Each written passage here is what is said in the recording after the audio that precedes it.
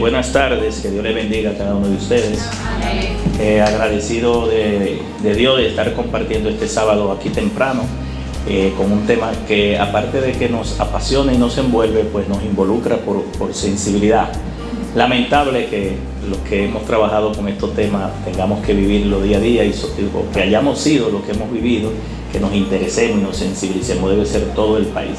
Agradecido de Priyanka, que nos invitó a compartir con ustedes en el día de hoy, y también al doctor Vergés, tanto de Pronación y de la Fundación RD Inclusiva, y a esta universidad en la cual estamos compartiendo, que me trae muchos recuerdos. Le decía al doctor que mi madre estudió aquí, técnico en educación especial, retardo de sordo, se hizo técnica y luego licenciada en educación especial de sordo.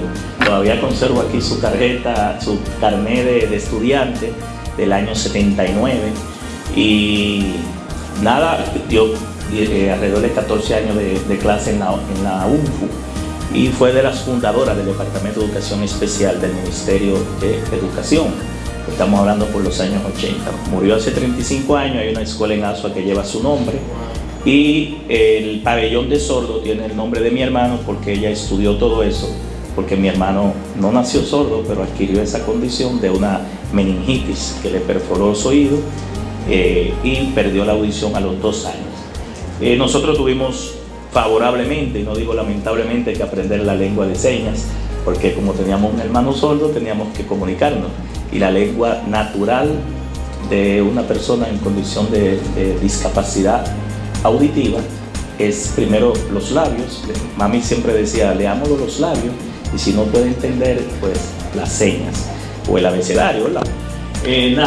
Nos pidió Priyanka que habláramos sobre el rol del legislador en el tema de la discapacidad.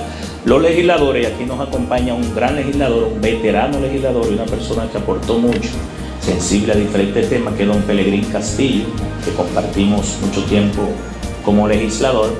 Tiene 3 funciones que nos establece la Constitución, que es legislar, que es someter iniciativas de leyes que vayan en favor del país, y en este caso en específico de la discapacidad. La segunda función es fiscalizar.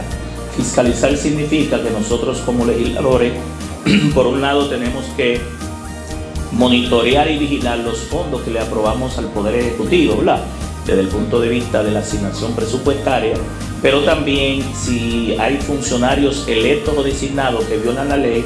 Una de nuestras facultades, que se da muy poco, pero lo hemos ejecutado, es el juicio político y la destitución de un funcionario. Nosotros, en el tiempo que estuvimos allá, participamos en destitución de funcionarios que violaron la Constitución, y esa función es la de fiscalización. Y la otra, que es la que hacemos diario, y es por lo cual ustedes depositan el voto para nosotros, para que allá abajo lo vayamos a representar de manera digna, es la de representación. Incluso hay países que nos llaman representantes. Nosotros como legislador debemos siempre tomar en cuenta lo que le llaman las fuentes del derecho para someter iniciativas, para someter proyectos de resolución, y una de las más importantes son las convenciones, por ejemplo la Convención de la OEA sobre la discapacidad, o los acuerdos internacionales, los tratados. Debemos ser respetuosos de eso, y son una fuente del derecho para que nosotros podamos someter iniciativas y sobre todo realizar lo que le llaman en derecho o en legislación la parte de legislación comparada, ver las mejores prácticas de otros países que ya tienen iniciativas, pero que adaptándolo a la cultura, ¿verdad?, que no se vea como un copy-paste, nosotros podamos aprobarla y someterla y aplicarla, porque un gran problema que a veces tenemos en estos países en vías de desarrollo, le dicen subdesarrollados, es el cumplimiento de la ley. Tenemos muchas leyes, pero muchas no se cumplen. Entonces, una de las primeras normativas que nosotros tenemos a nivel de texto es la Convención de los Derechos de las Personas con Discapacidad, que aprobado en las Naciones Unidas, todos los países miembros nos ordena a nosotros los legisladores tomar las medidas legislativas, y al Ejecutivo las medidas administrativas, para ir en beneficio de garantizar derechos fundamentales, sobre todo los derechos de estas comunidades. Y aquí puse en estos slides los principales principios de los que se basa la Convención de la ONU sobre los Derechos de Discapacidad, que debe ser de aplicación para todos los estados. Ustedes saben que generalmente esto son lineamientos generales, ya cada estado, dependiendo de su constitución y su estructura normativa, define los tipos de leyes que puede tener.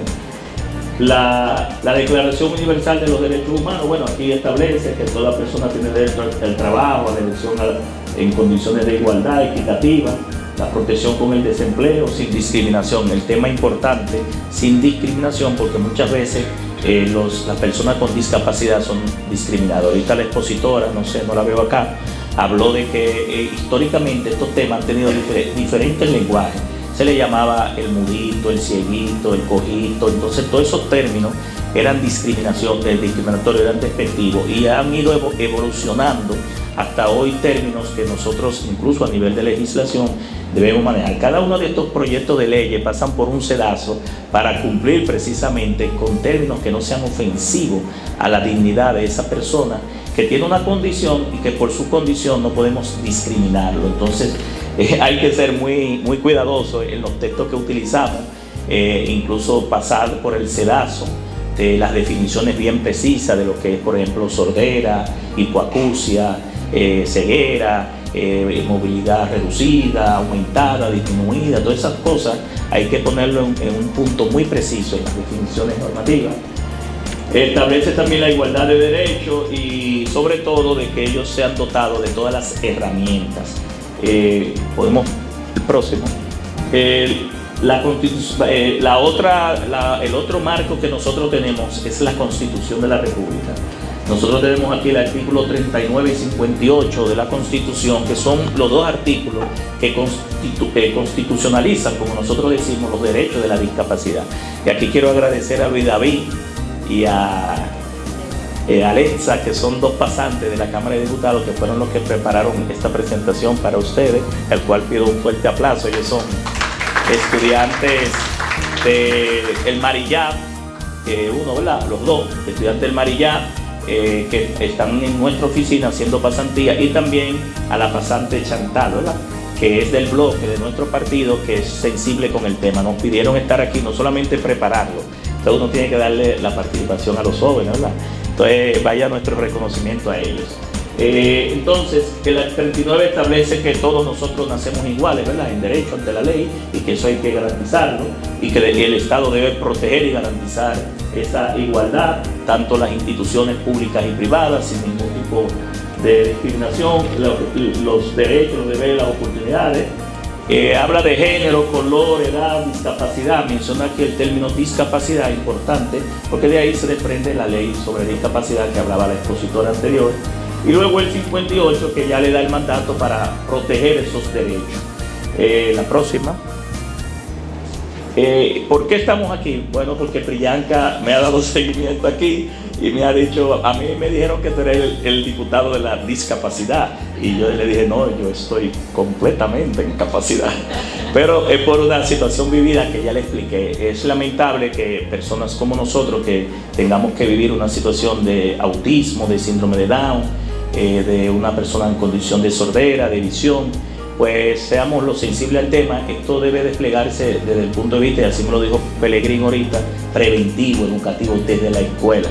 Incluso ya hay países que están insertando el aula de educación especial o de discapacidad dentro del sistema normal, de educación normal. ¿Por qué? Porque se veía la educación especial como que vamos a ponerlo a todos juntos. Y la educación, uno que es maestro, yo estoy de los 23 años dando clases, he impartido docencia en AP, en Aguas, en Pucamaima, sabe que el proceso de educación primero es de doble vía, es enseñanza y aprender, y segundo es un proceso social y de grupo. Por eso, por ejemplo, las clases virtuales no tuvieron mucho éxito, porque el objetivo no es la tecnología es un medio, el objetivo es el aprendizaje que se ve. Entonces la virtualidad es una complementación, y las tecnologías ayudan mucho a estos temas, y lo vamos a ver más adelante porque esa es mi área. Yo tengo 35 años en el área de las tecnologías. Nosotros, cuando estábamos discutiendo esta ley, recibimos al CONADIS, al Consejo Nacional de la Discapacidad, que nos envió un documento por suerte que cayó en nuestras manos, que somos sensibles al tema, y en el cual en la ley 6317, no solamente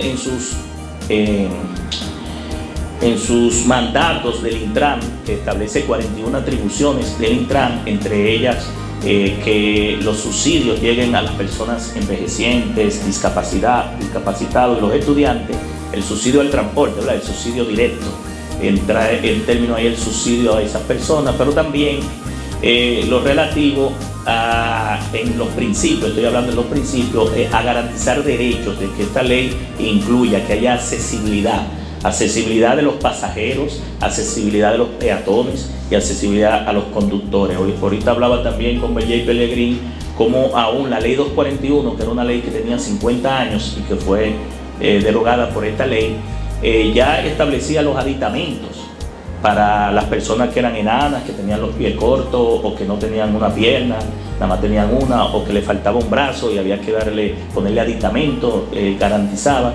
Pero en el caso de los sordos era radical, no se le entregaban licencia de conducir a los sordos. Y eso era una exclusión doble, porque la condición que tenía el sordo, pero también la normativa lo impedía. En el año 2000, Pellegrín me dijo que participó en esa ley, se modificó la ley 241 y se eliminó del artículo 32, lo recuerdo como ahora, esa prohibición total que tenía la Dirección General de Tránsito Terrestre, que yo fui director por 6 años, de evitar que le otorgáramos licencia a los sordos. Como yo venía con mi hermano, que todavía estaba vivo, mi hermano murió hace 11 años, porque él fue la inspiración de mi mamá a estudiar las carreras de educación especial y de sordos.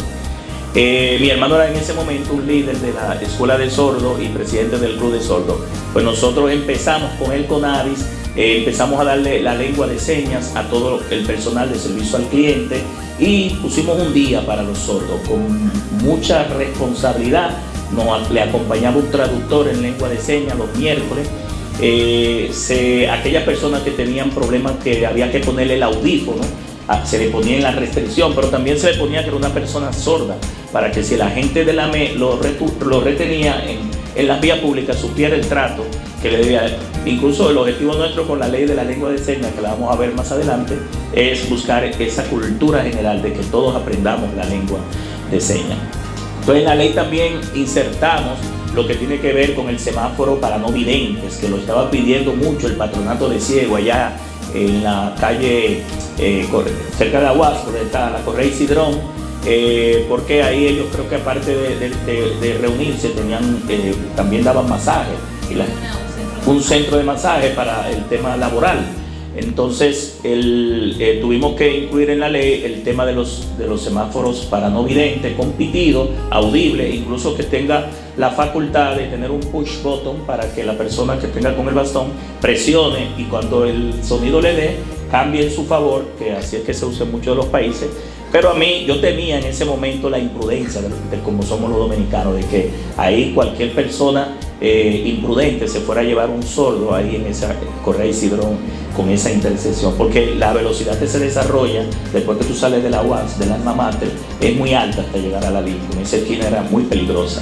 Entonces, pero lo logramos introducir, pero también se insertó que en los autobuses, en el sistema autobuses, ya la ONSA creo que el 25% de los autobuses tiene la plataforma para que las personas con problemas de movilidad o de movilidad reducida, o también con personas que tengan discapacidad visual, puedan utilizar esa plataforma y abordar como pasajero el autobús y tenga el espacio el autobús para una persona en silla de ruedas. Eso lo logramos en la ley, y esa ley está, como le llaman, certificada 100% desde el punto de vista de los requerimientos, no solamente del CONADIS, que fue la institución que nos asesoró en el tema de los aspectos, sino a nivel internacional, porque también trabajamos en esa ley temas con la Organización Mundial de la Salud, que trabajamos temas de salud también. Entonces aquí están los artículos donde se protegen los derechos de la discapacidad, podemos seguir. Bueno, en el año 2018 también una ley nuestra, Pellegrín lo sabe, el legislador, no hay un 2% de los legisladores que pueden lograr aprobar una ley. Es un parto sacar una ley en el Congreso. Ya nosotros, gracias a Dios, tenemos 3 leyes aprobadas y promulgadas y en aplicación. Tenemos 5 proyectos de leyes, lo que implica que eso nos exige también, porque estamos trabajando por encima del promedio. Entonces, en el año 2018, a solicitud de instituciones como ustedes, y porque sabían la trayectoria nuestra con mi mamá y con mi hermano, pues se nos solicitó a DOCI, Síndrome de Down, Quiéreme Como Soy, varias instituciones nos pidieron que en honor a lo que tiene que ver con olimpiadas especiales y las disciplinas, que nosotros declaráramos un día, que es el que se usa en la mayoría, sobre todo la semana de septiembre, pues, donde ya han iniciado las clases, para declarar el 23, donde se oficializa el 23 de septiembre, lo quisieron mover al 3 de diciembre, que es el día que se celebra el Día Internacional de la Discapacidad, pero nosotros queríamos diferenciarlo, porque en ese momento también viene una historia con Janet Kennedy, hermana del expresidente de Estados Unidos, que trabajó todo el tema de la discapacidad y sobre todo las olimpiadas especiales. ¿Cuál es esta ley? Que ya se han hecho olimpiadas y se han hecho premiaciones en todo el aspecto. Inicialmente yo la puse en el tema de discapacidad intelectual, pero para no ser excluyente, fueron todas las instituciones e incluimos a todas las condiciones, a toda la discapacidad, lo que significa que el 23 de septiembre en la República Dominicana es el día oficial del atleta en condiciones de discapacidad. Esto para fomentar el deporte, la disciplina deportiva, la competencia y el esfuerzo, y sobre todo tomar ese día para premiar también a muchos atletas que trabajan tanto local y internacional en competencias olímpicas y paralímpicas, ¿verdad?, en el tema de las premiaciones. Es el día que se usa, es una ley de nuestra autoría, pero a solicitud, porque hay que, como dicen, hay que darle el aval a las instituciones que se acercaron a nosotros. Redactamos el proyecto de ley y hoy es una realidad.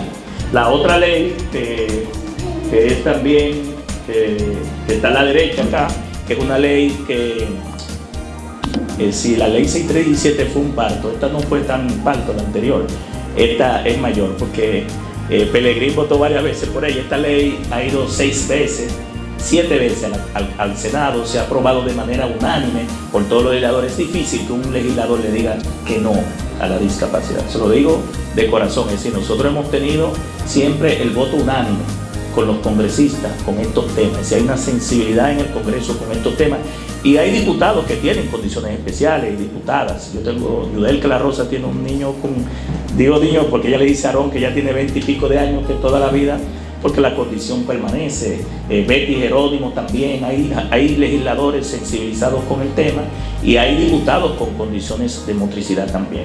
Entonces, ¿qué busca la ley que regula la lengua de señas como lengua oficial, la natural sería, para las comunidades sordas y el sistema Braille para las personas con discapacidad visual?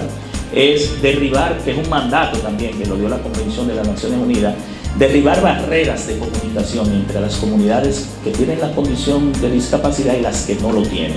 En primer lugar, no solamente es declarar la lengua de señas como la dominicana, porque cada país también tiene su lengua de señas, es decir, hay una lengua de señas internacional, pero hay una lengua de señas que es dominicana, es decir, cada país tiene señas que son autóctonas, y por eso se dice que la única comunidad, tiene un tema lingüístico, cultural y lingüístico, la única comunidad que tiene una lengua que es namabeño y que es los sordos.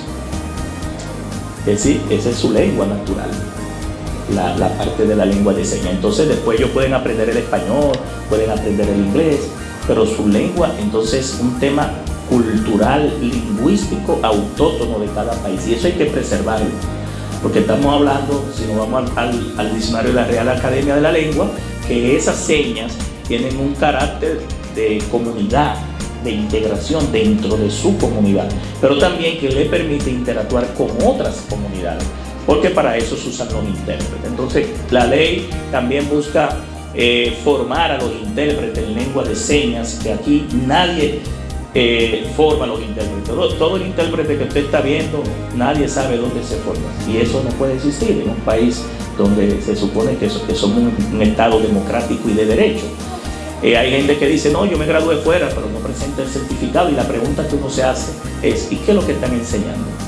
No sé si me entiendes, ¿y qué es lo que están interpretando, traduciendo? Entonces, Nosotros buscamos con esto que el CONADIS, el Consejo Nacional de Discapacidad, el Ministerio de Educación Superior, Ciencia y Tecnología, aunque esto no es una carrera, pero sí puede normar a través de Infotec o los institutos tecnológicos comunitarios, que se establezca la lengua de señas como una asignatura para certificarse a nivel no sería de posgrado, sino de diplomado, pero certificado por una institución oficial, y donde las personas que salgan de ahí salgan validados, homologados por un ente oficial. Y cuando hablo del Infotec, porque es lo que más se puede acercar a nivel tripartito, ¿verdad?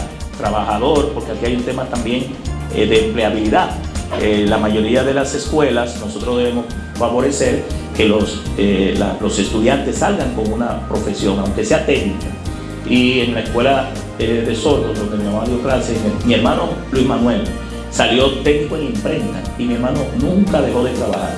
Trabajaba primero en la escuela de sordos, en la imprenta, luego trabajó en una imprenta que había en la San Martín que se llamaba Arte y Cine, y hasta que falleció hace 11 años trabajó en la imprenta de la escuela de la lotería.